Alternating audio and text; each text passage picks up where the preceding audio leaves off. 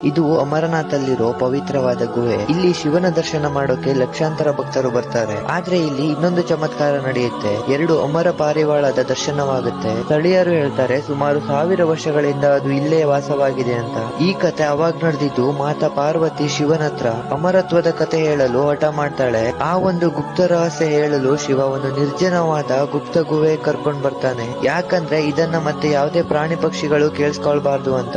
ಬರುವಾಗ ರಸ್ತೆಯಲ್ಲಿ ನಂದಿ, ಸರ್ಪ ಮತ್ತು ತನ್ನ ಮಗನಾದ ಗಣಪತಿಯನ್ನು ಅಲ್ಲೇ ಇರಲು ಹೇಳ್ತಾರೆ. ಆದ್ರೆ ಭಗವಂತ ಶಿವನಿಂದ ಒಂದು ತಪ್ಪಾಗ್ಬಿಡುತ್ತೆ. ಏನಂದ್ರೆ ಆ ಒಂದು ಗುಹೆಯಲ್ಲಿದ್ದ ಪಾರಿವಾಳದ 2 ಮೊಟ್ಟೆ ಅವರು ನೋಡಿರಲ್ಲ. ಯಾವಾಗ ಶಿವ ಪಾರ್ವತಿಗೆ ಕತೆ ಹೇಳಲು ಸ್ಟಾರ್ಟ್ ಮಾಡ್ತಾನೆ ಆಗ ಆ ಮೊಟ್ಟೆ ಒಡೆದು ಅದರಿಂದ ಪಾರಿವಾಳದ ಮರಿ ಹೊರಗೆ ಬಂದು ಆ ಕತೆನ ಅದು ಕೇಳಿಸ್ಕೊಳ್ಳುತ್ತೆ. ಅದನ್ನ ನೋಡಿದ ಶಿವ ಶಾಪ ಕೊಡುವ ಬದಲು ಅವುಗಳಿಗೆ ಅಮರತ್ವದ ವರ ಕೊಡ್ತಾನೆ. ಮತ್ತೆ ಹೇಳ್ತಾನೆ, ನನ್ನ ದರ್ಶನ ಮಾಡಲು ಬಂದ ಭಕ್ತರಿಗೆ ನಿಮ್ಮ ದರ್ಶನ ಕೂಡ ಆಗುತ್ತೆ ಅಂತ. ಇವತ್ತಿನವರೆಗೂ ಸ್ಥಳೀಯಲ್ಲಿ